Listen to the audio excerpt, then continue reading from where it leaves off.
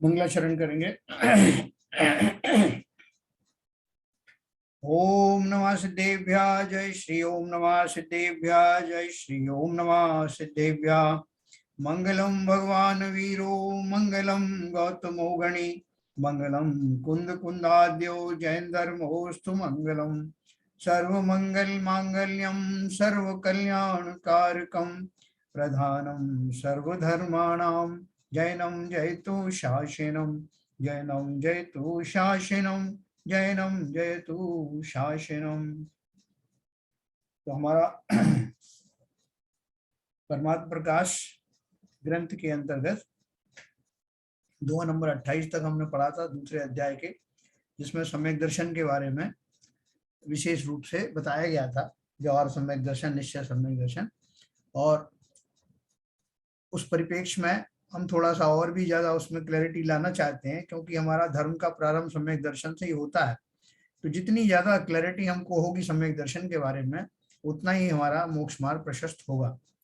तो इसलिए हमने ये दूसरे ग्रंथों में भी जहां जहां दिया हुआ है, इसका स्वरूप जो दिया सम्यक दर्शन का, वो हमने शुरू किया है। और कल जो हमने पढ़ा था वो, उसको मैं थोड़ा सा रिपीट करूंगा, क्योंकि अभी अपन शेयर भी कर सकते हैं उसके ऊपर। तो पुरुषार्थ से ही मोक्ष की प्राप्ति होती है, ऐसा जो हमको इधर दूसरे ग्रंथों से पढ़ने को मिल रहा है, उसको हम दोबारा से पढ़ेंगे, पार्टिसिपेट करेगा वो उसके द्वारा। तो हमको और क्लैरिटी आएगी कि दैनिक जीवन में हमको वास्तव में हम क्या सोचते हैं और एक्चुअल में क्या है, हमारी भ्रांतियां कहाँ हैं, हम क्या गलत सोचते हैं, सही क्या। बहुत सिंपल भाषा में लिखा गया है ये। तो पुरुषार्थ से ही मोक्ष प्राप्ति मैं आपको शेयर करूंगा।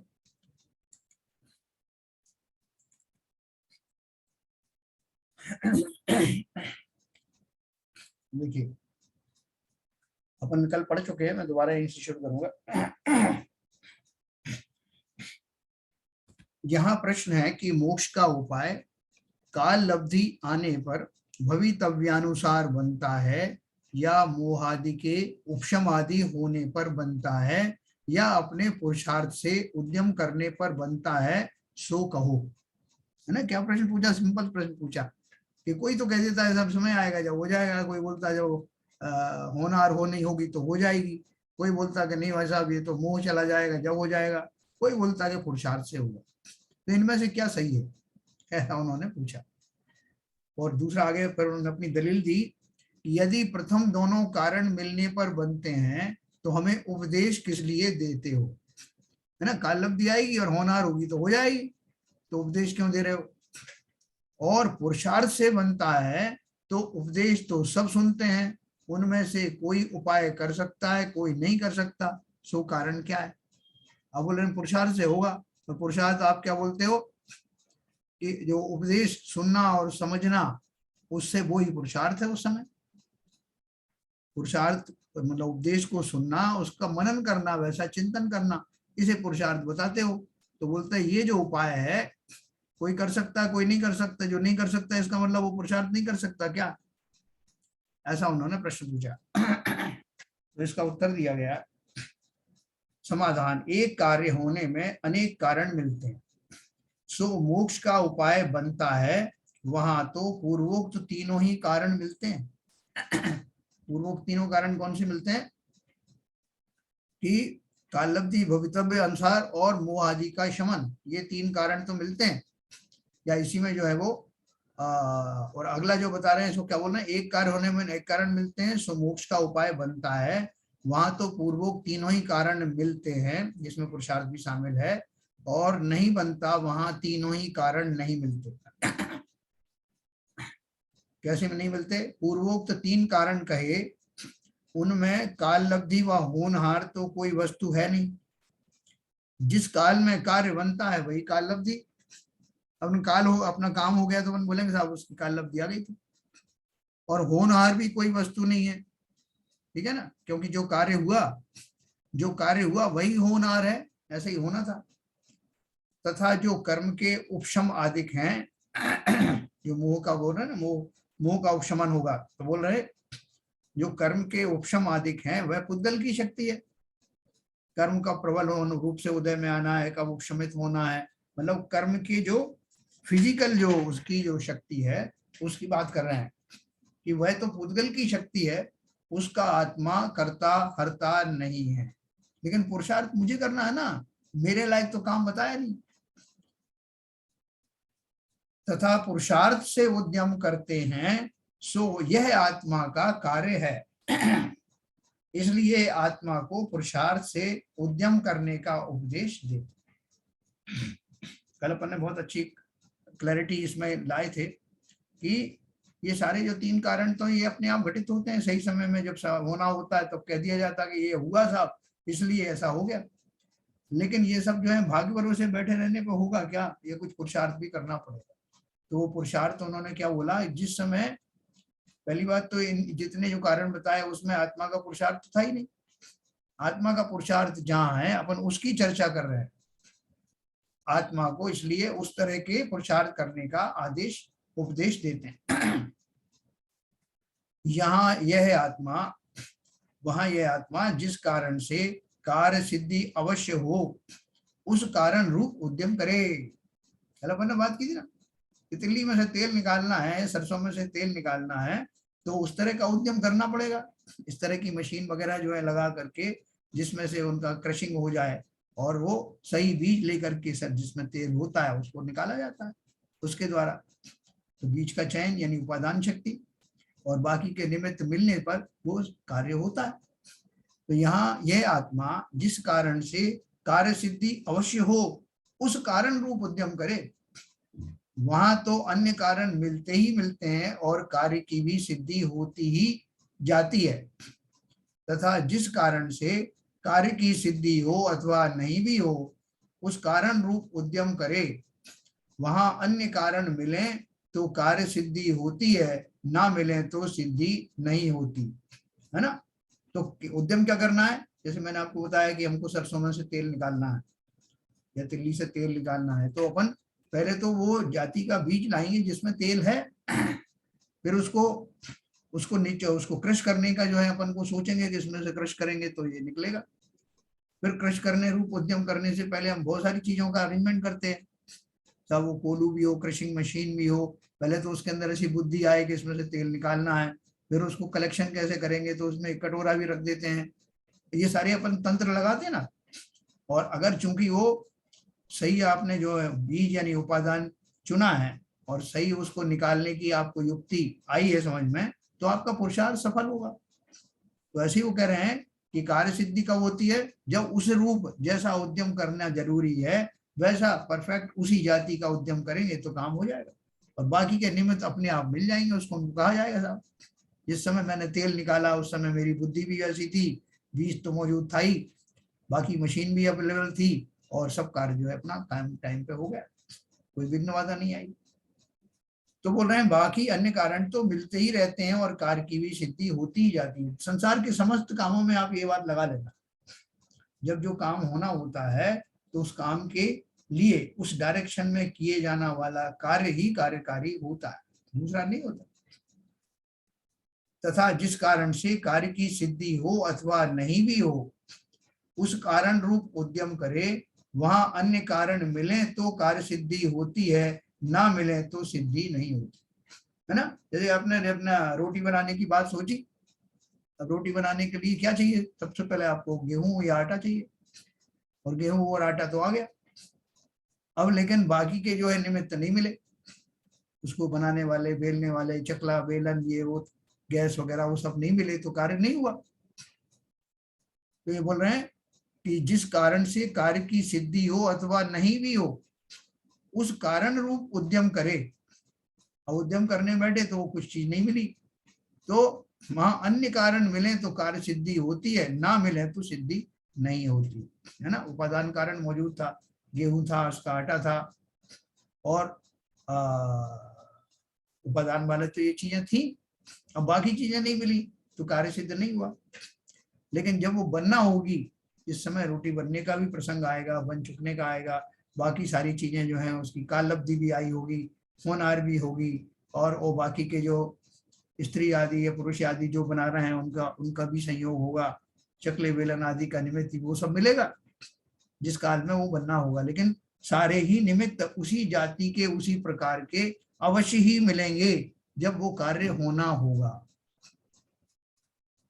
तो अपन बोले साहब बनाने बैठे कभी नहीं मिला तो नहीं मिला तो क्या होगा, नहीं मिला तो नहीं भी होगा, निमित्त नहीं मिले बराबर तो। लेकिन उसमें जो प्रमुखता से चीज है, जो उपादान शक्ति है, उसको करने की जो इच्छा शक्ति है, जो मूल मटेरियल है, वैसा उपादान आदि होना आवश्यक है।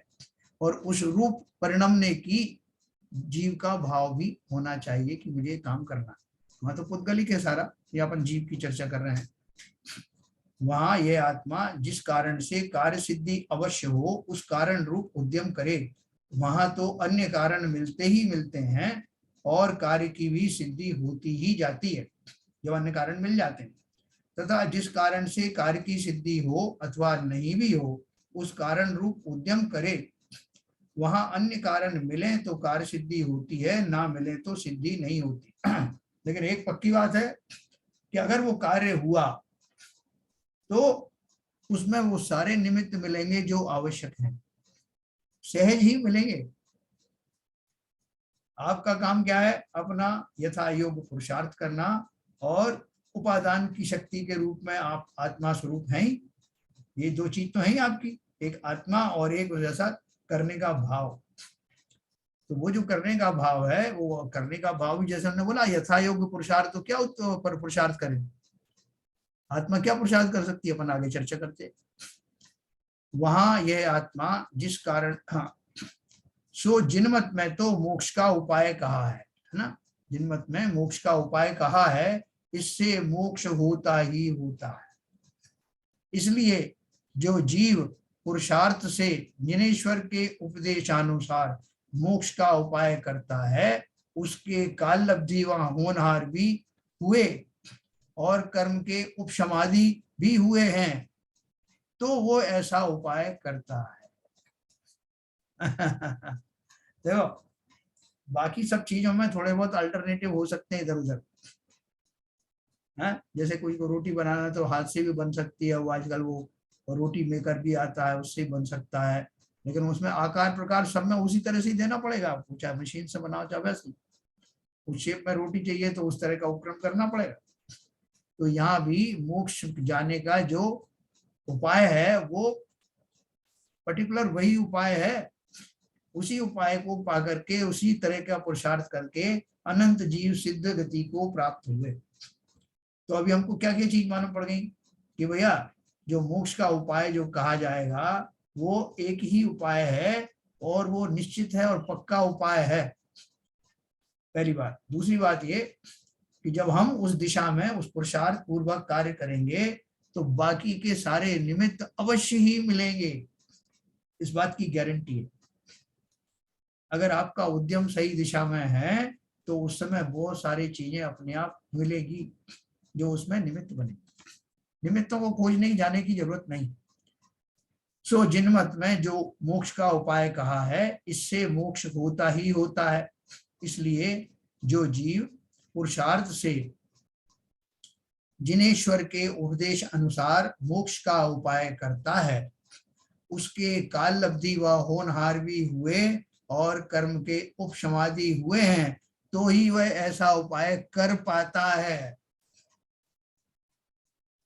समझ गया बात? उन्होंने तो कुछ नहीं किया, वो तो ना उन्होंने कोई निमित्त ढूंढे और ना जो है वो कर्मों के बारे में चक्कर में पड़े, बस उनके दिन में एक दिन मन में आया कि मुझे इस मार्ग पर जाना है, आत्मा का स्वरूप उनको समझ में आ गया और उसका चिंतन करने बैठ गए। हमने उनको बहुत समझाया कि भाई साहब ऐसे बैठने से क्या होगा, पहले आत्मा को बाहर निकालो, दो चार लोगों का से सपोर्ट लो, हैं, लोगों को चारों तरफ खड़े करो जो आपको किताब पढ़ के सुनाए, श्लोक सुनाए, और बहुत सारी, ये आपने कुछ किया ही नहीं। अब एक आदमी बैठ गए और आत्मा का चिंतन करने लग गए, तो ऐसे हो जाएगा क्या? तो थोड़ी देर में मालूम पड़ा कि उनको तो केवल ज्ञान हो गया। तो वो जो समझा रहे थे वो सब बड़े परेशान हो गए कि इन्होंने एक भी इसमें से उपाय किया नहीं, हम समझा रहे थे हमारी भी सुनी नहीं, इनको केवल ज्ञान कैसे हो गया? क्योंकि जो जीव का को केवल ज्ञान होना है उसका उद्यम सही डायरेक्शन में चल रहा था। उसको ये भली भांति पता था कि कोई निमित्त, जो भी निमित्त इसमें होने होंगे वो अवश्य उस समय होंगे।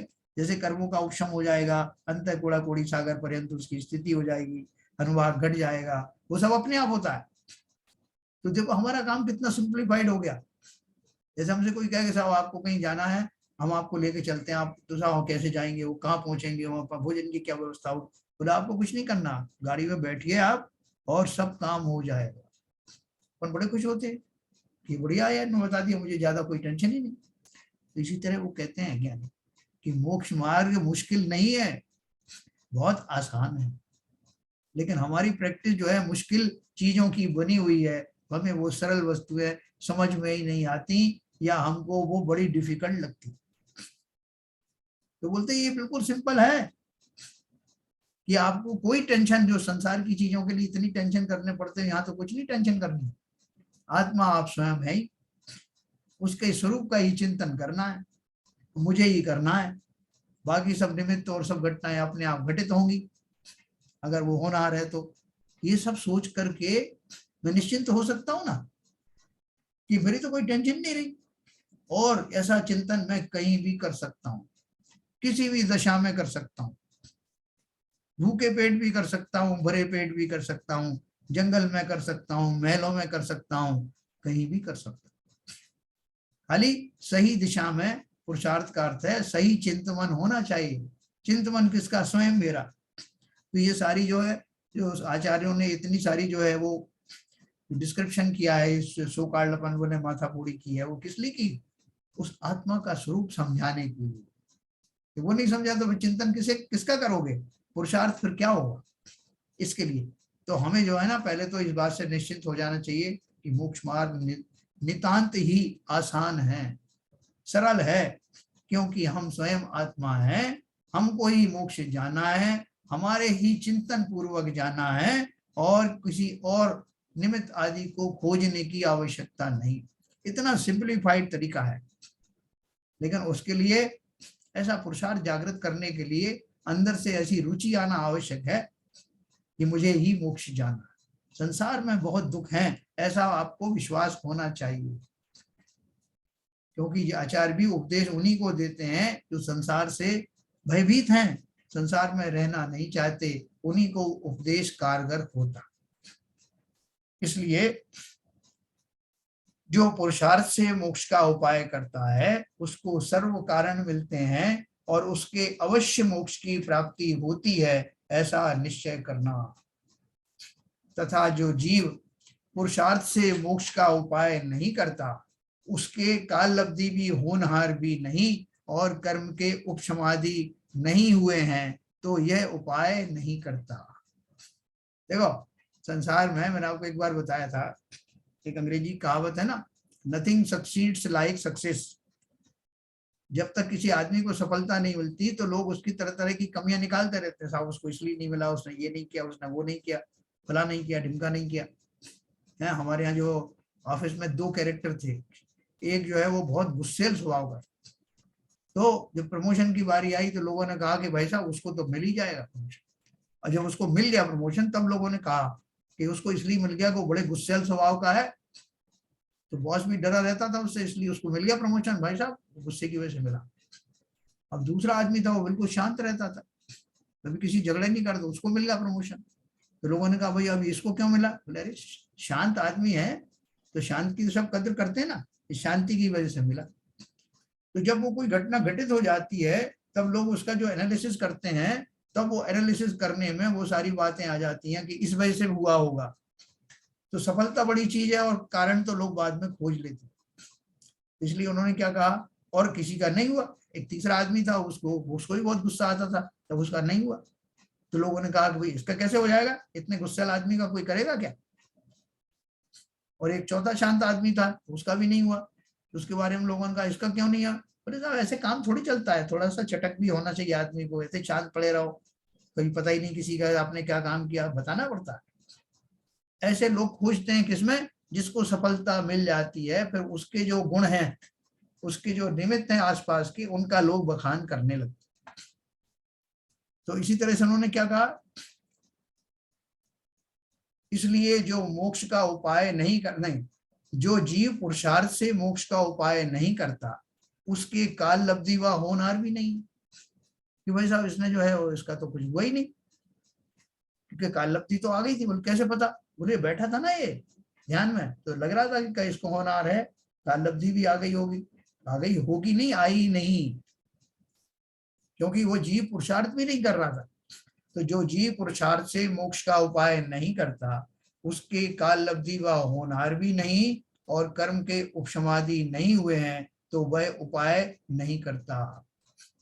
यानी ये सारी चीजें ऑटोमेटिक हैं, मिली हुई हैं। आप तो अपना पुरुषार्थ करिए, बाकी सब काम अगर कार्य होना है तो हो ही जाएगा।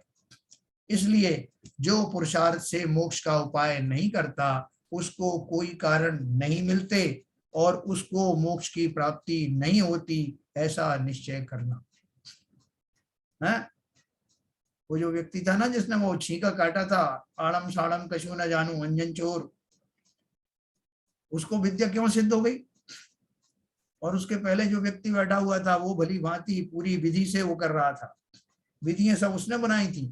नीचे वो जो बड़े बड़े शस्त्र आदि नीचे लगाए थे और ऊपर एक छुरी लेके बैठा था, वो छींका काटने के लिए, और नमकार मंत्र का एक एक पद्य बोलना था और उसको काटना था एक एक कड़ी। तो सारा का उपाय वैसे ही था ना, लेकिन वो क्यों नहीं कर पाया? सारी चीजें वैसी वैसी की वैसी थी, और उन्हीं उपायों को का उपयोग में ला करके जो मूल पुरुषार्थ था, भावों को उस तरह से स्थिर करने का, वो अंजन चोर ने किया। फलतः जो रस्सी कटने के पश्चात विद्या सिद्ध हो गई, निडर होकर के किया एक। तो इसलिए जब पुरुषार्थ कोई करता है, सच्चे मन से करता है, तो बाकी सारी जो मदद है वो प्रकृति की तरफ से स्वयं ही हो जाती है। इसलिए जो पुरुषार्थ से मोक्ष का उपाय नहीं करता, उसको कोई कारण नहीं मिलते और उसको मोक्ष की प्राप्ति नहीं होती, ऐसा निश्चय करना। तथा तू कहता है कि उपदेश तो सभी सुनते हैं, कोई मोक्ष का उपाय कर सकता है, कोई नहीं कर सकता, सो कारण क्या?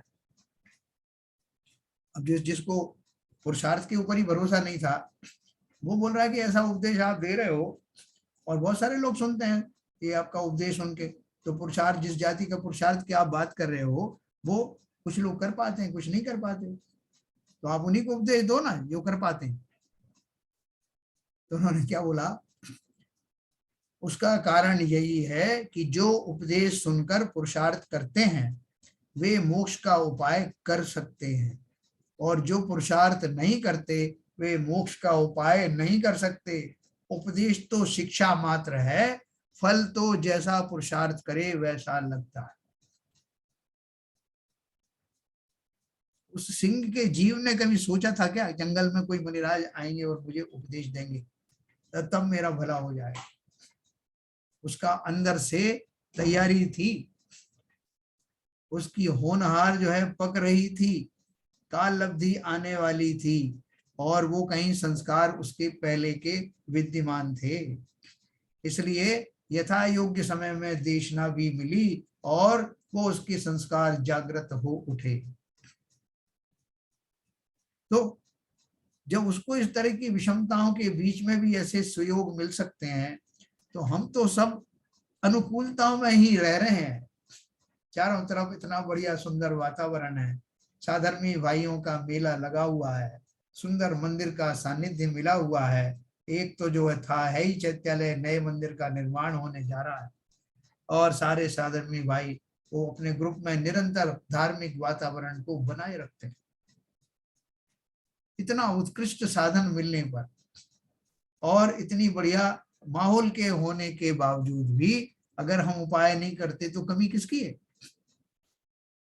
वातावरण की कोई कमी नहीं। तो इतने अनुकूलताओं में भी जो जीव निकल जाते हैं, वो जीवों ने सही वास्तव में उस वातावरण का सदुपयोग किया। हमें भी करना है, उसको ऐसे ही नहीं देखना है। नदी के किनारे खड़े खड़े देखोगे, डुबकी नहीं लगाओगे तो स्नान का लाभ कैसे मिलेगा? किनारे खड़े नहीं, उसमें हमें वो ओतप्रोत हो जाना है, उस वातावरण में अंदर घुस जाना है। देखो उस दिन वो जो एक सातवीं प्रतिमाधारी वो नरेश जी आए थे, उनका मन में बना कि मुझे दीक्षा के रास्ते पर बढ़ना है, आगे मोक्ष मार्ग पर बढ़ना है। तो ये तो उनके मन की बात थी, लेकिन बहुत सारे जीवों के अंदर भी ये दबी हुई इच्छा थी कि काश ऐसी भावना भी हमको हो जाए। उस भावना को प्रकट करने की भावना, उस भावना को लाने की भावना कितने जीवों में थी। सब उठ करके सुबह सुबह सुबह गए। वो उनका सत्कार करने की भावना नहीं थी, मूल रूप से बात ऐसी थी कि उनके माध्यम से कहीं मेरे भी अंदर एक चिंगारी प्रकट हो जाए। ऐसा हम सबके अंदर है, संस्कार पड़े हुए हैं। यथा योग्य समय पर वो चिंगारी प्रज्वलित होगी और हम भी उसी वैराग्य से लवरेज हो जाएंगे, इसमें कोई शंका नहीं। तो उपदेश तो शिक्षा मात्र है, फल जैसा पुरुषार्थ करे वैसा लगता है ना। जो उपदेश सुनकर पुरुषार्थ करते हैं वे मोक्ष का उपाय कर सकते हैं, और जो पुरुषार्थ नहीं करते वे मोक्ष का उपाय नहीं कर सकते। उपदेश तो शिक्षा मात्र है, फल जैसा पुरुषार्थ करे वैसा लगता है। फिर प्रश्न है कि द्रव्यलिंगी मुनि मोक्ष के अर्थ गृहस्थपना छोड़कर तपश्चरण आदि करता है, वहां पुरुषार्थ तो किया, कार्य सिद्ध नहीं हुआ, इसलिए पुरुषार्थ करने से तो कुछ सिद्धि नहीं है। किसी ने प्रश्न पूछा, क्या प्रश्न किया? द्रव्यलिंगी मुनि है। देखो यहाँ द्रव्यलिंगी मुनि जो कहा जाता है वो किसके लिए कहा जा रहा है? द्रव्यलिंगी मतलब द्रव्यलिंग तो सबको ही धारण करना पड़ता है जो बाह्य वेशभूषा है, लेकिन यहाँ द्रव्यलिंग का अर्थ है कि वो सब बाह्य वेशभूषा के अतिरिक्त अंदर में मिथ्यात्व अगर भरा है तो द्रव्यलिंगी मुनि मोक्ष के अर्थ गृहस्थपना छोड़कर तपश्चरण आदि करता है, वहां पुरुषार्थ तो किया, कार्य सिद्ध नहीं हुआ, इसलिए पुरुषार्थ करने से कुछ सिद्धि नहीं है। तो शिष्य कह रहा है कि क्या फायदा हुआ, गृहस्थी भी छोड़ी और द्रव्यलिंग भी धारण किया, तपश्चरण भी करता हुआ पाया गया, लेकिन कोई आगे बढ़ा ही नहीं। मोक्ष तो दूर की बात है, केवल ज्ञान भी दूर की बात है, ऐसी अनुभूति नहीं हुई अंदर में, ऐसी प्रसन्नता ही नहीं आई कि मैं मोक्ष मार्ग पर बढ़ रहा। तो उन्होंने क्या बोला, समाधान दिया, अन्यथा पुरुषार्थ से फल चाहे तो कैसे सिद्धि हो। यानी पुरुषार्थ उल्टा कर रहे हो, कुछ भी पुरुषार्थ कर दिया तो सिद्धि कैसे हो जाएगी। तपश्चरण आदि व्यवहार साधन में अनुरागी होकर प्रवर्ते, उसका फल शास्त्र में तो शुभ बंध कहा है, और यह उससे मोक्ष चाहता है तो कैसे होगा, यह तो भ्रम है। जैसे वो एकलव्य था ना, एकलव्य ने द्रोणाचार्य जी की मूर्ति बनाई कि ये, उसको बहुत अंदर से लग रहा था कि ये इन जैसा योद्धा मुझे बनना है, इसलिए उसके उस भाव से उसने उनकी मूर्ति मिट्टी की थी, मिट्टी की स्थापित कर दी, उसका ज्यादा पैसा वैसा भी नहीं था, लेकिन उसके भाव क्या थे कि उस धनुर्धारी के जैसा मुझे बनना है, ऐसी प्रेरणा मुझे मिलती रहे, इसके लिए उसने मूर्ति की स्थापना की। अब वो चाहता तो उसके बाद क्या करता, मूर्ति के सामने रोज जाप देता, रोज उनकी पूजन करता, फूल वूल चढ़ाता, परिक्रमा करता और घर चला जाता, और सोचता कि एक ना एक दिन इस प्रक्रिया से मैं धनुर्धारी बन जाऊं। बन जाता क्या? उसको समझ में आ गया कि ये तो उनके प्रति भक्ति है, अनुराग है, वो तो अलग बात है, उनका बहुमान है, लेकिन इन्होंने धनुर्धारी बनने के लिए जो धनुर्विद्या सीखी उसकी प्रैक्टिस भी तो करना पड़ेगा ना। इसलिए उसने उनकी जो पूजा पाठ थी उसमें कम ध्यान और उनके द्वारा सीखी हुई विद्या का अभ्यास ज्यादा किया। फलता है वो अर्जुन से भी बड़ा धनुर्धारी बना। हम और आप क्या करते हैं? द्रव्यलिंगी मुनि राज तो की बात छोड़ दो, हम भी कई बार बने, हमने यही तो किया। हमने वो जो पहली वाली भूमिका थी कि उनके जो है पूजन पूजन तो सब की, फूल अगरबत्ती सब लगाया, लेकिन उन जैसा बनने का पुरुषार्थ नहीं किया। वो वीतरागता पूर्वक वो आत्मा का वो चिंतन, वो मेरे गुणों का चिंतन, उसमें स्थिरता लाने वाले भाव, उसमें निशंक भाव से चिंतन करने का भाव वो मैंने नहीं किया।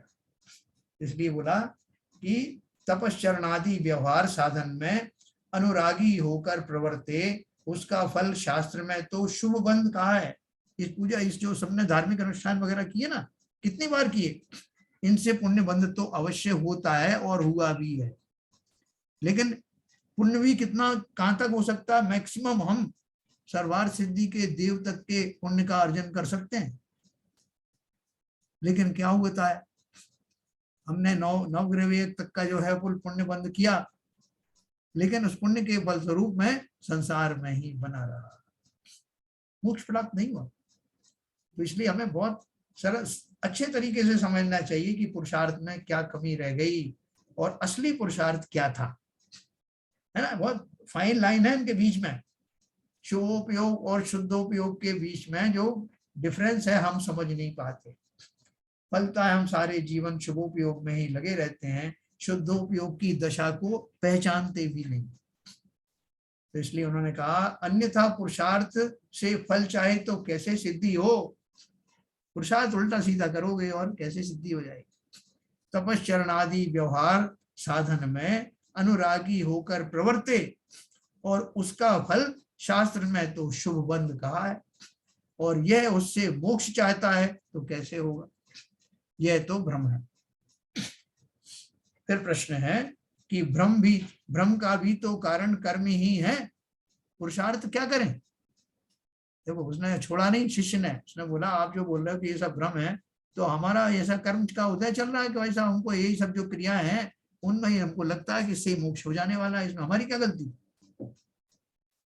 शिष्य ने बोला कि ये जो है भ्रम हमारा कर्म के कारण है, इसमें हम पुरुषार्थ क्या करें।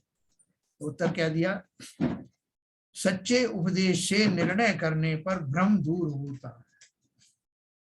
अभी अपन उपदेश सुनते हैं ना, कितने आचार्यों के मुनियों के अपन शास्त्रों में सुनते हैं पढ़ते हैं, तो अगर उसको मैंने सही ढंग के, पहली बात तो कि मैं चयन सही करूं, सही ग्रंथों का चयन करूं, सही गुरुओं का चयन करूं और पूर्ण निष्ठा के साथ में मुझे मोक्ष मार्ग पर प्रशस्त होना है, ऐसे भाव पूर्वक उस उपदेश को सुनूं, तो क्या होगा, सच्चे उपदेश से निर्णय करने पर भ्रम दूर अवश्य होता है।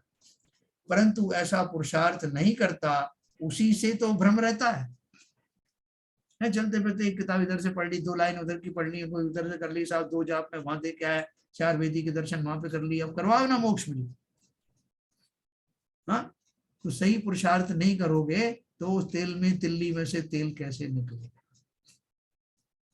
तो इन्होंने कहा कि सच्चा उपदेश हो, निर्णय करो कि ये सच्चा उपदेश है।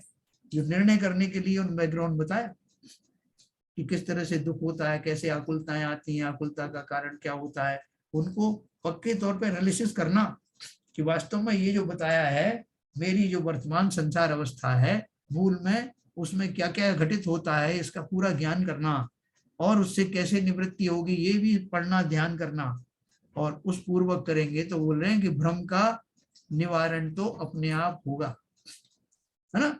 और दूसरी बात क्या है कि ये जो कर्म है, बोल रहे हैं कर्म का उदय हुआ साविश वैसे भ्रम हुआ। कर्म किसने बनाए थे, उन कर्मों को बनाने वाला, सृजन करने वाला, उस तरह की मिथ्या भाव करने वाला तो मैं स्वयं ही था ना। लेकिन अगर मुझे ये बात अब समझ में आ गई है कि मैंने ही अपना चिंतन खोटा रखा, तो अब मेरा चिंतन सुधर जाएगा और चिंतन के सुधरते ही वो भ्रम चला जाएगा। तो भ्रम का भी तो कारण कर्म है, पुरुषार्थ क्या करे। तो उत्तर दिया, सच्चे उपदेश से निर्णय करने पर भ्रम दूर होता है, परंतु ऐसा पुरुषार्थ नहीं करता, उसी से भ्रम बना रहता है। निर्णय करने का पुरुषार्थ करे तो भ्रम का कारण जो मोह कर्म, उसके भी उपशमादि हो, तब भ्रम दूर हो जाए। क्योंकि निर्णय करते हुए परिणामों की विशुद्धता होती है, उससे मोह के स्थिति अनुभाग घटते हैं। देखो हमने कहीं किसी का उपदेश सुना, हमने स्वयं भी स्वाध्याय किया या कहीं कोई प्रवचन सुना, तो सुनने के बाद थोड़ी देर तक उसका चिंतन करना। उस समय अगर जिस समय सुन रहे तभी चिंतन हो जाए तो बहुत अच्छा, लेकिन अगर वो नहीं भी हो तो थोड़ा एकांत में बैठ करके 2 मिनट जो सुना है उसके बारे में चिंतन करना कि वस्तु स्थिति ऐसी है क्या, यानी अपना ब्रेन स्टॉर्मिंग, दिमाग को कसरत कराना, जो मैंने सुना है वो ऐसा है क्या, क्या मैं ऐसा चाहता हूँ क्या, कि वास्तव में संसार से मैं दुखी हूँ क्या, निकलना चाहता हूँ क्या, और जो श्री गुरु ने उपदेश दिया वो कहाँ तक सही है। एक 2 मिनट का ऐसा चिंतन आपको वो भ्रम से हटा देगा। जो लंबे काल से आपके अंदर भ्रम पड़ा हुआ था उसको तोड़ने में सहायक होगा। लेकिन आपने इधर से सुना एक प्रक्रिया के माध्यम से, साहब मैंने नियम बना रखा है, इतनी देर पूजन करूंगा, उतनी देर जाप दूंगा, और इतनी देर जो है वो शास्त्र पढ़ूंगा, उसके बाद घर चला आऊंगा, अपना जो कार्य है रूटीन के वो करता रहूंगा। तो आपने कुछ नहीं किया। जो विद्या आपने हाथ में ली है उसका पूरा मर्म समझना। उस भ्रम के कारण ही तो हम अभी तक भ्रमित हो रहे हैं, और उस भ्रम का कारण मेरा स्वयं का चिंतन है, मेरा इधर उधर से स्थिरता न होना, चंचल स्वभाव का होना, एक क्रिया ये करी, दूसरी क्रिया वो करी, किसी भी एक क्रिया में चिंतन रूप से स्थिर हो जाना, काम हो जाए। पूजन करते समय भी अगर जिनेंद्र देव के गुणों का, वास्तविक गुणों का चिंतन किया और तदनुसार अपनी आत्मा में ऐसे ही गुण है ऐसा आपने चिंतन किया, काम हुए बिना रहेगा नहीं। लेकिन हम पूजन पाठ भी वैसी कहाँ करते हैं। आत्मचिंतन पूजन के समय भी किया जा सकता है, स्वाध्याय के समय भी किया जा सकता है, सामायिक में भी किया जा सकता है, लेकिन करें तो इसलिए उन्होंने कहा निर्णय करने का पुरुषार्थ करे। ये पुरुषार्थ, मुझे ये निर्णय करना है कि मैं अभी इस संसार में किस भूमिका में खड़ा हुआ, मेरा चिंतन कैसा है, क्या वो सही दिशा में चल रहा है, सही दिशा में नहीं चल रहा है तो सही दिशा क्या है। ऐसा चिंतन करने मात्र से वो भ्रम दूर हो जाता है। निर्णय करने का पुरुषार्थ करे तो भ्रम का कारण जो मोह कर, मोह से भ्रमित हो रहे थे ना, उसके भी उपशमादि हो जाएंगे, तब भ्रम दूर हो जाए। क्योंकि निर्णय करते हुए परिणामों की विशुद्धता होती है, उससे मोह के स्थिति अनुभाग घटते हैं। देखो जो सबसे सरल काम है वो हमको सबसे मुश्किल लगता है। वो क्या बोल रहे हैं, जैसे मैंने आपसे कहा ना कि आपको किसी ने आपको कहा कि आप तो गाड़ी में बैठिए और आपको सब जगह घुमा दिया जाएगा, आपके भोजन आदि की व्यवस्था हो जाएगी, आपको एक जरा भी पल कोई टेंशन रखनी नहीं, और मेरा काम हो जाता है, सही लोग मिल गए तो। इसी तरह से वो कह रहे हैं कि जिस घड़ी मैं ऐसा चिंतन करता हूं कि वास्तव में मेरे लिए क्या अनुकूल है, क्या सही है, क्या परफेक्ट है, इससे मोक्ष हो जाएगा क्या, इससे मुक्ति होगी क्या, संसार में सुख दुख है या सुख है, ऐसा जब चिंतन चलेगा तो उस सही दिशा में होने वाले चिंतन से परिणामों की विशुद्धता अपने आप हो जाएगी, मोहनी कर्म की अनुभाग स्थिति घटने लगेगी, और फलतः मुझे वो सम्यक दर्शन, औपशमिक सम्यक दर्शन के का मार्ग प्रशस्त हो जाएगा। अगर मैं अनादिकाल से नहीं सम्यक प्राप्त किया, या सम्यक अगर सम्यक प्राप्त करके छूट गया है तो पुनः प्राप्त होगा। फिर प्रश्न किया है कि निर्णय करने में उपयोग नहीं लगाता, उसका भी तो कारण कर्म है। देखो वो चेला जो पक्का ही है, वो हर तरह से वो मुनिराज से प्रश्न कर रहा है, आचार्य से प्रश्न कर रहा है कि मतलब मुझे बख्शो, आप मेरी क्या गलती। वो अपने छूटने के चक्कर में है कि मुझे कहाँ फंसा दिया आपने, वो तरह तरह के प्रश्न पूछ रहा। तो बोल रहा है निर्णय करने में उपयोग नहीं लगाता, उसका भी तो कारण कर्म है, मेरे कर्मों का ही तो फल है, इसलिए नहीं लगता उपयोग। समाधान दिया, एकेंद्रियादि के विचार करने की शक्ति नहीं है, उनके तो कर्म ही का कारण है, उनके तो बोल सकते हो साहब क्या करें, उनका कर्म ऐसा है, एक इंद्रिय जाति के जीव बने हुए। इसके तो ज्ञानावरणादि के छह उपशम से निर्णय करने की शक्ति हुई है, इसके यानी हमारे ज्ञानावरणादि का छह उपशम इतना हो गया ना कि हम सुन पा रहे हैं, समझ पा रहे हैं, निर्णय कर पाते हैं। निर्णय करने की शक्ति हुई है, जहां उपयोग लगाए उसी का निर्णय हो सकता है। इतनी ताकत है इस ज्ञान में, जितना छह उपशम हुआ है ज्ञान का, कि जिस भी चीज में लगाता हूं उसमें निर्णय कर लेता हूं। व्यापार आदि में लगाता हूँ, मुझे ये व्यापार करना है तो उसका निर्णय कर लेता हूँ, मुझे इंजीनियर बनना है, डॉक्टर बनना है, ऐसा निर्णय करता हूँ तो हो जाता है।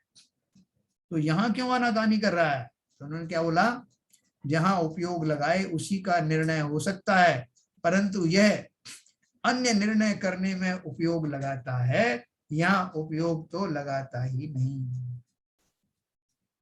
सो यह तो इसी का दोष है, कर्म का तो कुछ प्रयोजन नहीं है। हम सब भी तो इसी आड़ लेते रहते हैं, भाई साहब टाइम नहीं आया, हमको तो बहुत सारी दिक्कत है, तकलीफ है, आप तो ऐसे ही बोल देते हो इतना सरल मार्ग, इतना सरल थोड़ी। फिर प्रश्न है कि सम्यक चारित्र का घातक मोह है, उसका अभाव हुए बिना मोक्ष का उपाय कैसे बने? है? तो देखो इसमें एक छोटा सा अपन और पढ़ेंगे, फिर अपन डिस्कस करेंगे। उत्तर दिया है, तत्व निर्णय करने में उपयोग न लगाए वह तो इसी का दोष है, तथा पुरुषार्थ से तत्व निर्णय में उपयोग लगाए तब स्वयमेव ही मोह का अभाव होने पर सम्यक्तादि रूप मोक्ष के उपाय का पुरुषार्थ बनता है। ये किस लिए इतना आसान बता रहा हूं मैं आपको, कि बोल रहे हैं आपको कुछ नहीं करना, पुरुषार्थ से, पुरुषार्थ कौन सा पुरुषार्थ? पूरा उपयोग पूर्वक, रुचि पूर्वक, कि मुझे तत्व निर्णय करना है, मैंने सोच लिया है कि संसार में कोई भी कार्यकारी नहीं है, ऐसा निर्णय मात्र मुझे सही दिशा में स्थापित कर देगा, तथा पुरुषार्थ से तत्व निर्णय में उपयोग लगाए तब स्वयमेव ही मोह का अभाव होने पर सम्यक्तादि रूप मोक्ष के उपाय का पुरुषार्थ बन जाता है। मुझे और कोई साधन की जरूरत नहीं है। जैसे ही मैं चिंतन करने लगता हूँ तो उसके साथ में मुझे और कुछ लेके बैठना नहीं है। भाई साहब ऐसी चटाई लाओ, पहले सामने चौकी रखो, आसपास फोटो लगाओ, इस तरह का जो नमकार मंत्र वाला एक कैसेट लगाओ, और फिर मेरे हाथ में किताब पकड़ाओ, इतनी सारी चीजें करो ना, तब कुछ होगा।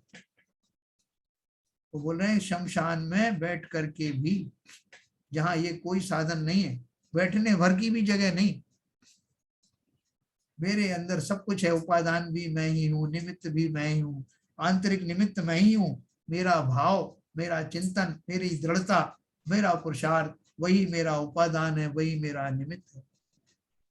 बाह्य निमित्त तो अपने आप मिले। इसलिए मुख्यता से तो तत्व निर्णय में उपयोग लगाने का पुरुषार्थ करना तथा उपदेश भी देते हैं, सो यही पुरुषार्थ कराने के अर्थ दिया जाता है। जो उपदेश है वो किस लिए दिया जा रहा है?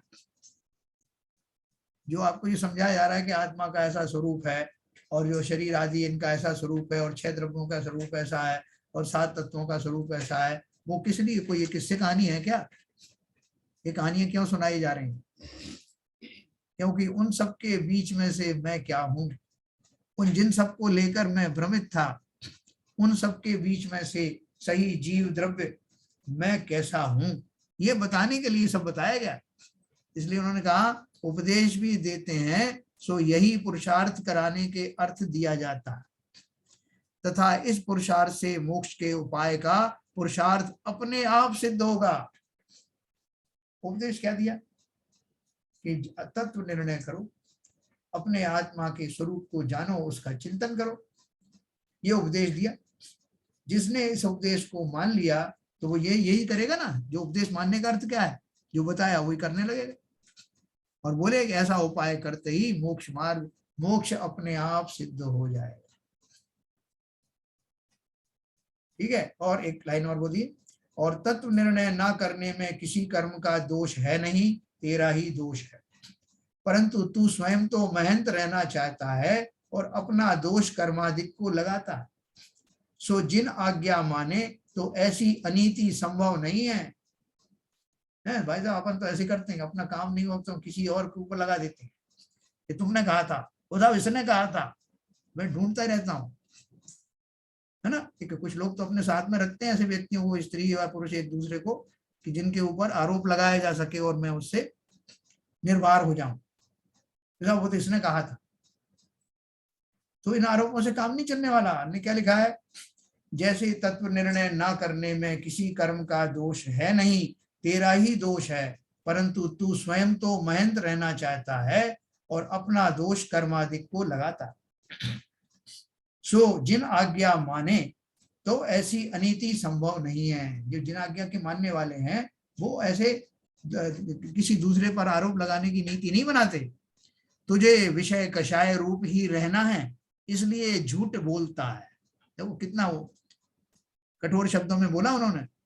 तुझे विषय कषाय रूप ही रहना है, इसलिए झूठ बोलता है। मोक्ष की सच्ची अभिलाषा हो तो ऐसी उक्ति किस लिए बनाए? ये जो बहाने बना रहा है किस लिए? इससे पता चलता है कि तुझे काम सही करना ही नहीं। मोक्ष की सच्ची अभिलाषा हो तो ऐसी उक्ति किस लिए बनाए, सांसारिक कार्यों में अपने पुरुषार्थ से सिद्धि ना होती जाने तथापि पुरुषार्थ से उद्यम किया करता है। जैसा आज व्यापार में घाटा हो गया, कोई बात नहीं, फिर भी व्यापार छोड़ते तो नहीं हो ना, करते रहते हो। प्रमोशन नहीं हुआ, कोई बात नहीं साहब, क्या करें, नौकरी कर रहे हैं, करते रहेंगे। तो बोल रहे हैं संसार में तो अगर आपको जो सिद्धि नहीं हो किसी चीज की तब भी आप वो उद्यम करते रहते हो। चलो कोई बात नहीं, इस बार प्रमोशन नहीं, अगली बार हो जाएगा। चलो इस बार प्रॉफिट नहीं हुआ, अगली बार प्रॉफिट हो जाएगा। संसार दशा में तो करते रहते हो निरंतर। यहाँ पुरुषार्थ खो बैठा है, सांसारिक कार्यों में अपने पुरुषार्थ से सिद्धि ना होती जाने तथापि पुरुषार्थ से उद्यम किया करता है, परंतु यहाँ पुरुषार्थ खो बैठा इसलिए जानते हैं कि मोक्ष को देखा देखी उत्कृष्ट कहता है, उसका स्वरूप पहचान कर उसे हित रूप नहीं जानता, हित जानकर उसका उद्यम बने सो ना करे यह असंभव है। तो बोल रहे हैं कि अपन झूठ ही झूठ कहते रहते हैं, भाई साहब मोक्ष जाना है हमको, है क्यों जाना है मोक्ष, बोले सभी तो कह रहे हैं, सब कह रहे हैं कि मोक्ष से जाना चाहिए। तो हमने भी सोचा कि चलो जाएंगे, जब नहीं जाएंगे वो तो पता नहीं, वो कह तो देते ही हैं सर। तो बोल रहे हैं उसका स्वरूप पहचान करके हमने उसे हित रूप कभी नहीं जाना, अगर जानते तो हित जानकर उसका उद्यम बने सो ना करे, अगर अब हमको हित रूप दिखाई देगा तो हम उसका उद्यम अवश्य करेंगे। अब मैं आपको अनम्यूट करूंगा।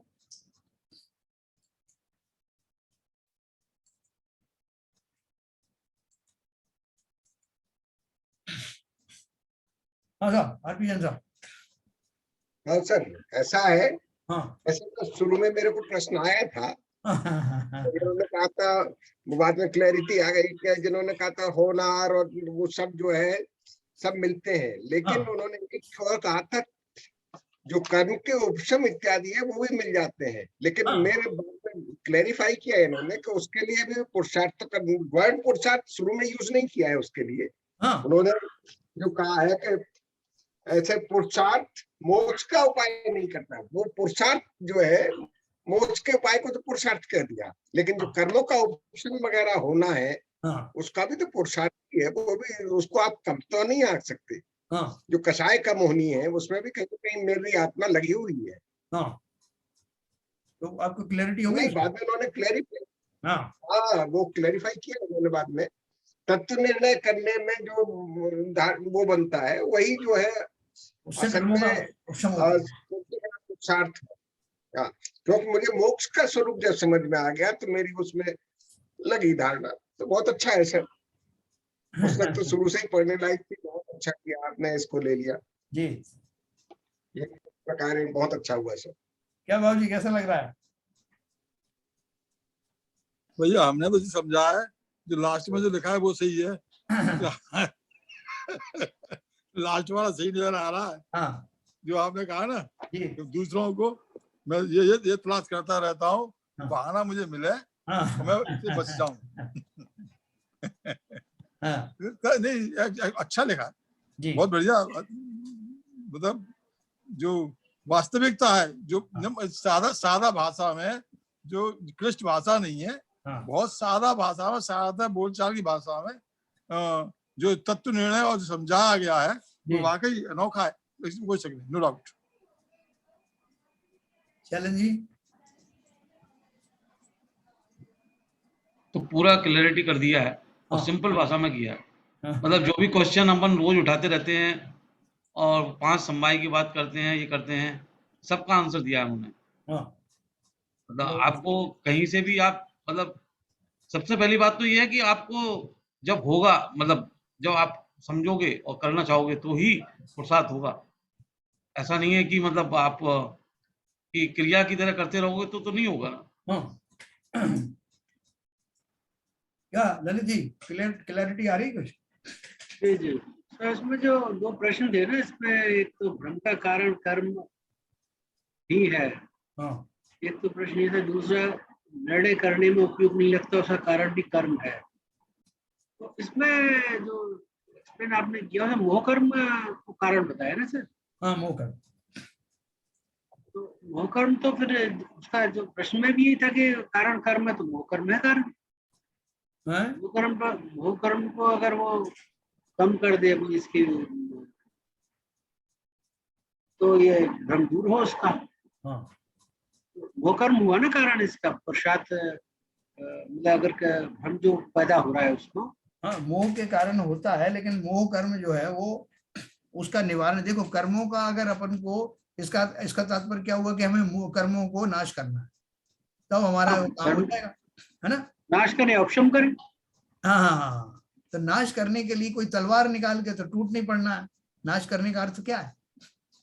उन्होंने यही तो कहा कि कर्म, इसमें कोई डाउट नहीं है। तुम जो कह रहे हो कि मोहिनी कर्म के उदय के कारण ही ये तुम्हारा भ्रम बना हुआ है, उसी को तो भ्रम कहते हैं। मिथ्यात्व वो भ्रम ही है, तो उससे कैसे पार पाए? तो क्या करें? देखो 2-3 कारण मैं आपको बताता हूँ, उसमें से आप सेलेक्ट करना। एक कारण तो है कि मैं जिनेंद्र देव से जाके शिकायत करके कि मैं अकेला हूँ, ये 8 कर्म मिलके मुझे बहुत परेशान कर रहे हैं। एक तो ये मैं करूँ, सब जगत में ये कहता फिरूं, कर्मों की शिकायत करता फिरूं। दूसरा तरीका ये है कि मैं शिकायत भी नहीं करूं, लेकिन मैं खूब जोर जोर से पूजा पाठ करूं जिनेंद्र देव की, सारे टाइम उसी में लगा रहा हूं। और तीसरा एक तरीका ये है कि मैं ये चिंतन करूं कि ये कर्म मुझे कैसे बंधे होंगे, कि कैसा मैंने चिंतन किया होगा जिसकी वजह से ये कर्म बंधे होंगे। और सही चिंतन क्या होता है? खाली इतना सोचने मात्र से कर्मों में हलचल मच जाती है। आप कौन सा उपाय करोगे? यही है चिंतन करना। वो कर्म तो ऐसे ही उपशम होंगे या क्षय होंगे। मतलब देखो वो चिंतन उस जाति का, मुनि लोग भी वही करते हैं। अपन बोलते हैं इतने कर्मों को उन्होंने जो खिरा दिया, और तो अपन क्या सोचते हैं कि उनकी बात अलग है साहब, वो जो है वो तपस्या में बैठ जाते हैं इसलिए खिर जाता है। तो तपस्या में बैठ के भी वो क्या करते हैं? उस तपस्या में बैठ के भी तो आत्मा का चिंतन ही तो करते हैं, कोई नई चीज नहीं करते। तो वो उतना उत्कृष्ट कर पाते हैं क्योंकि उन्होंने संयम आदि के द्वारा अपनी दशा ऐसी बना दी है कि बैठते ही चिंतन शुरू हो जाता है। मेरी भले ही वैसी ना हो, लेकिन उपाय तो वही है। उपाय में फर्क नहीं है, मुनियों के लिए कोई और उपाय, मेरे लिए कोई और उपाय। जैसे हमने ये सही सिलेक्ट किया, ये ऑप्शन नंबर 3, तो अब चिंतन किसका करूं? आत्मा का स्वरूप जानूं पहले, तभी तो चिंतन करूंगा ना। और उस सबसे पहले ये है, ये विश्वास हो कि मैंने ये जिन वचनों में जो सुना है, वास्तव में मोक्ष का मार्ग ऐसा ही है, पुरुषार्थ ऐसा ही है। मैंने पूर्व में इसका मर्म नहीं समझा, इसलिए वो कर्मों के पहाड़ खड़े हो गए। उस विपरीत डायरेक्शन में सोचने के कारण ये कर्मों का बंध हुआ था। अब अपनी डायरेक्शन सही करके संसार में जो सुखों की कल्पना विश्वास मुझे बना हुआ था, वो मेरा भ्रम था। ऐसा जिस काल में जिन जीवों को हो जाता है, उन्हीं को तो वैराग्य होता है। हमको क्यों नहीं वैराग्य हो रहा? क्यों? हमको तो यही रस आ रहा है। संसार में दुख है ऐसा हम ऊपर ऊपर से कहते हैं, लेकिन वास्तव में हमारे विश्वास में नहीं है ऐसा। लास्ट पैरा में आपने जो कहा था ना जी, तत्व निर्णय न करने में किसी कर्म का दोष है नहीं, तेरा ही दोष है। स्वयं महंत बना रहता है, रहना चाहता है और अपना कर्मों के ऊपर डालता है। तो जिन वचनों में जब तक श्रद्धा नहीं होगी तब तक ऐसा आगे नहीं बढ़ेगा। इसलिए झूठ बोलता है तू। झूठ बोल रहा है, सीधा सीधा बोल रहा है। आप किसी को बोलो झूठ बोल रहा है तो वही तिलमिल आ जाएगा, अरे सब क्या बात कर रहे हो। लेकिन वास्तविकता यही है, अपने आप से झूठ बोल रहे हैं हम। आप झूठ बोल रहे हैं। अच्छा भाई साहब, ये जो पर इसको अगर हम ऐसे ले सर कि हाँ कर्मों का दोष है, कर्म किसकी है? कर्म तुम्हारे ही है। तो तुम अगर उनको क्षय करोगे चिंतन करके, उनको का शक्ति कम क्षीण करोगे, जाओगे इस डायरेक्शन में, आप मोक्ष मार्ग की डायरेक्शन में। तो हम ये बोले कि नहीं कर्म नहीं, कर्म तो तुम्हारे ही है एक्चुअली। बिल्कुल यही तो कह रहे हैं। जीव कर्म पहली सीढ़ी तो यही है कि समता में बोलना कि झूठ बोलता है, झूठ बोलने की बात नहीं है उसमें। नहीं कहना कि झूठ बोल दिया, झूठ क्या बोल दिया? अगर मैं कहूँ मेरे कर्मों का की वजह से, तो कर्म मेरे ही तो है, किसने किए? मेरे भाव ने किए। मैं तो अपने कर्म के लिए जिम्मेदार हूँ, मैं मेरी आत्मा जिम्मेदार है ना। तो वो कहाँ मान रहा है? ये चीज नहीं मान रहा ना, इसलिए झूठ बोल रहा है। उसको कर्ता बना दिया ना, कर्म को निमित्त होने के बजाय कर्ता बना दिया उसको। अभी आप तो इस भाव से एक्सेप्ट कर रहे हो कि हाँ मैंने ही कर्म बनाया। वो जो प्रश्न पूछने वाला है वो कर्म को एक अलग एंटिटी बना करके उसके ऊपर आरोप लगा रहा है कि मैंने थोड़ी कुछ किया साहब, ये कर्मों ने करवाया। प्रिसाइसली यही चीज चल रही है। कर्म बांधे किसने? हाँ, कोई कर्म बांधने वाला नहीं, पर इतना ज्ञानी ना समझो उसके प्रश्नकर्ता को, कैसे नहीं पता है कर्म किसने बांधे। देखो ये तो प्रश्न तो उसे आरोप देने की तो आरोप भी नहीं दिया जा सकता। अगर प्रश्नकर्ता आरोप दे रहा है कि मैं कुछ नहीं कर रहा हूँ, मैं दोषी नहीं हूँ, कर्म दोषी है, मेरे किए कृत्यों के कर्म दोषी है। अरे कृत्य तेने कृत्य किए हैं, उसी का तो तू फल भोग रहा है। अच्छा भाजी देखो, नहीं इसी में ये भी कहा है, कि एक तरीके से आपका ये जो कर्म है वो भी एक अपनी दिमाग की उत्पत्ति है कि हमको अनुकूलता हो रही है, हमको उस चीज से निकलना है कि ये हमारे दुख है ही नहीं है जो दुख है हमारे। यही तो बात है। इन्हीं बातों को अगर एक पूजा में कहा था कर्म को, वैसे वो कौन सी पूजा थी जो एनकेजन उस पर जो है आपत्ति करते थे आपसे? नहीं, वो तो कर्म दोषी है, जड़ कर्म घुमाता है मुझको। क्या भ्रांति रही उसमें तो बहुत दिन जब बहस चलती थी तो वो कहते जड़ कर्म घुमाता है। जड़ कर्म कहाँ घुमाता है भाई? नहीं, उसमें यही तो लिखा है, और उसमें यही तो लिखा है कि ये मेरा भ्रम था कि जड़ कर्म घुमाते हैं। अच्छा भाई एक बात बताओ, द्रविड़लिंगी मुनि जो हैं ये 28 मूल गुणों का पालन करते हैं, तो पुरुषार्थ तो करते ही हैं यार, इनके पुरुषार्थ को नहीं माना है। अरे यार, अभी अपन ने यही तो सब पढ़ा। हाँ यही तो है, अभी अपन ने देखो उसमें जो द्रविड़लिंगी मुनि का क्या करता है और क्या नहीं करता, यही तो पढ़ा अपन ने मुख्य रूप से। तो मेरा मतलब कहने का पुरुषार्थ, ये जब पुरुषार्थ कर रहा है, 28 मूल गुणों का पालन कर रहा है, लेकिन एक भेद ज्ञान नहीं हो पा रहा है उसे, तो ये धीरे धीरे भेद ज्ञान भी हो जाएगा। देखो बोले कि जो रस्सी बांध रहे हैं अपन किसी चीज की, तो वो रस्सी के जितने अपन ने उसमें वो उमेठे दिए ना, तो बोले उतने से जो है वो खुला नहीं साहब, अभी और उसमें उमेठे लगाओ तो वो खुल जाएगी। उसी डायरेक्शन में आप उसमें और लगाते जाओ बल, तो खुल जाएगा क्या? और बंधेगा। ये और बंधेगा। जिस तो ऊंट वाली रस्सी है और बंधेगा। ऊंट वाली रस्सी है, रस्सी है ही नहीं। उल्टे डायरेक्शन का बोध कर दिया है। तभी तो अपन कहते हैं कि पूजा करते करते एक दिन मैं भी मोक्ष चला जाऊंगा। उन्होंने ये सीधा सीधा उसमें लिखा ना, शुभ करते करते, ये पुण्य करते करते एक दिन मैं शुद्ध हो जाऊंगा, ऐसा आज तक हुआ नहीं हुआ। सही बात। तो वो यही तो उन्होंने लिखा है। द्रविड़लिंगी मुनि जो साधन करता है वो यही तो सोचता है कि एक दिन ये मेरे जो क्रियाएं हैं ये मुझे मोक्ष में स्थापित कर देंगी। ऐसे मुनि हम अनंत बार बने हैं, अपनी बात कर रहे हैं, लेकिन आज तक तो बने नहीं, मोक्ष गए नहीं अपन, नहीं तो यहाँ कैसे होते? ठीक है ना। तो ये जो भ्रम है, इस भ्रम के पालन करने के कारण ही हमने कई कई भवों में पूरे आजीवन ये सब जो धार्मिक अनुष्ठान तो किए, लेकिन कैसे किए? अनभिज्ञता के साथ किए, सही स्वरूप के साथ नहीं किया करने से ये क्रियाएं मेरी पुण्य में तो परिवर्तित हुई, लेकिन कभी भी मोक्ष प्राप्त की साधन नहीं बनी। भाव शुद्धि में सहयोग नहीं बन पाए। भाव शुद्धि में उपयोगी नहीं रहे। बिल्कुल, बड़ा सिंपल है। देखो, जबकि आप देखो जो शुभ राग पूर्वक जो कुछ मैं करता हूँ उसमें तो बहुत झंझट है। हम जो सामग्री लाओ साहब, अब हम विधान में बैठेंगे साहब, अभी हम ये करना है, बहुत सारी उसमें झंझट है, लेकिन एक शुद्धोपयोग में लाने के लिए किसी तरह के और आडंबर की आवश्यकता है नहीं, लेकिन वो ही हम नहीं कर पाते। वो कुछ और करवा लो कितना ही।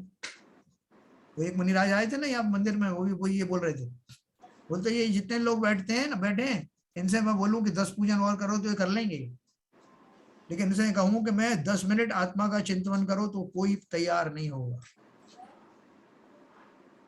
ये हमारी दशा है। हमें उसको वो सरल काम लगता है, लेकिन ये बड़ा मुश्किल लगता है भाई। जब कौन बैठेगा 10 मिनट में, बोर हो जाएगा। सही बात है नहीं, क्योंकि हमें रुचि नहीं है ना, और हमें ये विश्वास नहीं कि इससे कुछ होगा। 10 मिनट यूं टाइम खराब कर दी, इसमें तो एक पूजन पढ़ लेता मैं। आप बोल रहे हो समय करो, ऐसा हमारी अंदर से ऐसी भाव हम सबके हैं। अच्छा, आप देखते हैं जब कभी कोई जब या विधान होता है या कोई कार्यक्रम होता है, उसमें अगर किसी पॉइंट पर बोलना शुरू कर दें कि भाई अच्छा इसके बारे में समझा दो भाई साहब, ये वास्तविकता। अरे बाबूजी आप देख रहे हो टाइम इतना हो गया और आप जो है बाद में समझ लेना। अरे भाई मेन चीज ये है कि हम समझना नहीं चाहते, हम तो क्रियाओं को क्रिया की तरह करके अपना पीछे छुड़ाना चाहते हैं। बिल्कुल बिल्कुल बिल्कुल। नहीं, इस मामले में मैं आपको एक बात बताऊं कि मैं अणुशक्ति नगर में था तो वहाँ संजय के बस हैं, कौन बोल रहे हैं? देखो, मैं अणुशक्ति नगर की आपको बात करूं, इतने ज्यादा लोग तो नहीं थे, सब जो सर्विस क्लास वाले लोग थे बहुत थोड़े लोग आते थे और मैं पूजन पाठ वगैरह नहीं करवाता था। तो वहां श्वेतांबर दिगंबर सब मिले हुए थे, इवन लोग जानते भी नहीं थे कौन श्वेतांबर कौन दिगंबर। तो वहां मैं पूजन के बीच बीच में मैं उनका अर्थ बताता था, तो कोई बुरा नहीं मानता था, लोग बड़े खुश होते थे। नहीं हाँ भैया आपने बहुत बढ़िया, हालांकि मैं टाइम देख करके बताता था जितना टाइम है उसमें, लेकिन लोग बड़ा रुचिपूर्वक सुनते थे उसको। अभी आरपी जैन साहब मौजूद है, वो भी उनको मालूम है, तो लोगों को अच्छा लगता था। लेकिन यहाँ पर क्या है, आप किसी को टोक दो कि उनके पास टाइम का लिमिटेशन है, और पहली और दूसरी बात इस बात पे श्रद्धा नहीं है कि वो अर्थ समझा जाए। लेकिन यहाँ पर एक बात मैं कहना चाहता हूँ कि जो भी कोई अनुष्ठान होता है, जो भी कोई प्रोग्राम होता है, वो टाइम बाउंड होना चाहिए, टाइम पे स्टार्ट होना चाहिए, टाइम पे खत्म होना चाहिए। वो इसलिए जरूरी होता है कि उससे बहुत सारी चीजें लिंक्ड रहती हैं। क्योंकि देखो आदमी तो मनुष्य है, उसको यदि उससे टाइम से ऊपर नीचे जाता है और ज्यादा टाइम हो जाता है तो बहुत मतलब एक आकुलता हो जाती है। बहुत सारे काम होते हैं, किसी को कहीं जाना है, किसी को पानी पीना है, किसी को खाना खाना है, किसी को कोई तकलीफ है, बीमार है, तो जो आपने टाइम बताया वो टाइम बना के आप करके आए हो, तो बड़ा खुश होता है कि भाई कि देखो टाइम से स्टार्ट हुआ, टाइम से खत्म हो गया। यदि कोई ऐसा लगता है कि समझने की समझाने की चीज है तो उसके लिए भी टाइम लिया जा सकता है और कभी दिया जा सकता है। लेकिन कोई अनुष्ठान जो अनलिमिटेड चल रहा है ना, तो वो वास्तव में फिर वो उसका मजा जो है ना निकल जाता है। सही बात है, बिल्कुल सही बात। चलिए साहब, तो अपन ने थोड़ा सिंपल मेरा तात्पर्य ये नहीं था, मेरा तात्पर्य ये है कि समय हो तो कोई अगर ऐसा क्लिष्ट पॉइंट आ जाता है, कोई अगर 2 मिनट 1 मिनट भी 2 मिनट भी उसके लिए थोड़ा सा स्पष्टीकरण हो जाए, नहीं ये तो मैं ही मानता हूँ, आकुलता नहीं होनी चाहिए। लेकिन हमको अब हम केवल टाइम बांध करके, या अगर समय नहीं है तो बजाय इसके कि हम आकुलता करें, उसको चीज को समझे और जल्दी चीज को जहाँ जल्दी चले जाए। ये बात सही है आपकी कि टाइम बाउंड काम होना चाहिए। चलिए साहब, ये भी है कि हमें जानकारी भी होनी चाहिए। अपन इसको भी टाइम बाउंड बना दें, तो लोग बोलेंगे आपने 5 मिनट ज्यादा ले लिए। ज्ञान देने का भाव नहीं होना चाहिए, का भाव होना चाहिए बस। सही बात। चलिए साहब, ललित जी जिनवाणी स्तुति करेंगे। अभी तो सही। नाश को ज्ञान के प्रकाश को अपरभास को मानसी बखानी, चंद्र विजान को बंध विधि मान छान को परम कमानी है, बताए को जीत जताए सताए को भव उड़ानी, जहाँ तहाँ तार को पार के उतार को यही जिनवाणी है। जिनवाणी भारती जो तेरी शरण गए सो पावे सुझा, जिनवाणी के ज्ञान से सूझे कानू, ओ वाणी मस्तक धरो सदा देखे दो, सदा देखे दो। जिनवाणी माता की जय।